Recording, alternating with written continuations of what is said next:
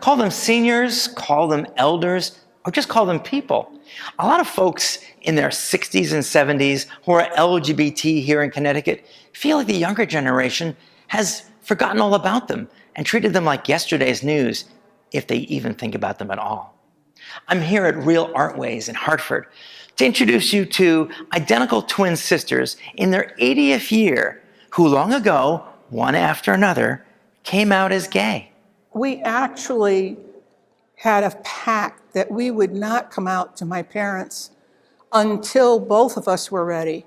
So we were ready at different points in our lives, and it wasn't until Denny really needed to come out to them, and we were 40? 42, I think. 42. I met a woman and we really hit it off really well, and she lived out of town and we wanted to spend more time together. So I felt that I needed to tell my parents ahead of time.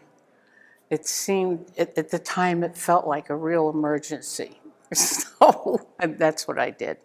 And I said, okay, I don't know where it came from, but we're going to have a family meeting, because if you came out, the next question's going to be, well, what about your sister? So we had our first family meeting, and that's when we both came out. More than 1/3 of LGBTQ seniors worry about having to hide their identity in order to access senior housing, like Denise Burke of Wallingford, Denny to her sister and friends. It's one thing for me to be out and comfortable with, like, working at Yale Drama School.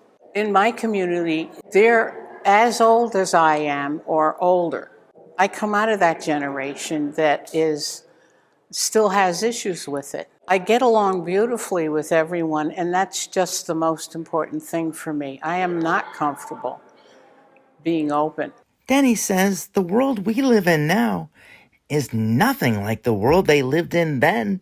That was the secret world for me. It was very difficult. I was constantly questioning myself. But I knew that I was gay, and there was no doubt about it, and somehow I had to deal with it. Were you worried that coming out might cost you your job as a teacher? I was, up until I started coming out on October 11th. Every year, I picked 2 people on the staff at the school. That's National Coming Out Day. Yes, National Coming Out Day. And I came out, like at one point I came out to a paraprofessional, and another time I came out to a teacher. And I said to them, this is National Coming Out Day. And what that means for me is that I want to be more authentic with you about who I am. I don't want to be here under the assumption of who I am.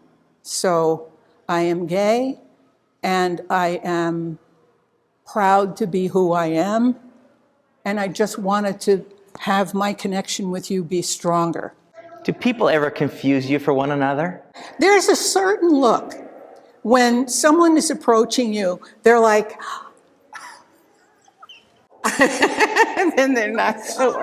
it's like, so we know immediately that that is someone the other one knows. I was out in public somewhere, and I caught the eye of someone, and they were like this. And I went, uh-oh, I don't think I know this person. And they'd make their way up to me, and I would go, hello, how are you today? You look really excited. I said, but I already know that you think that I'm Geraldine Burke, and I'm not. But I'm hugging them anyway. You know. What did they say? Oh, they get embarrassed. I feel so bad. I feel guilty because they feel so embarrassed. Is Connecticut a good place to grow old and be gay? It was always family that kept me here. I love Connecticut. I couldn't be happier at this point about living here. They've made some incredible legislation and laws, and I think they're very, very much in favor of the LGBT community. Connecticut's always been, I think, ahead of the times in so many ways. And that definitely it makes it a really super state to live in. What message do you want younger people who are watching to know? If you've gotten certain beliefs or myths formed in your mind, try to set them aside a little bit and see the person, not the label. If somebody looks different, or whatever it is, don't even question it. Just go with it. And that's what I have. It's the same for gay, lesbian, transgendered people. I mean, it makes no difference at all. We're all human. We all bleed. It's like, it's second nature. And I'm actually grateful that I was born gay.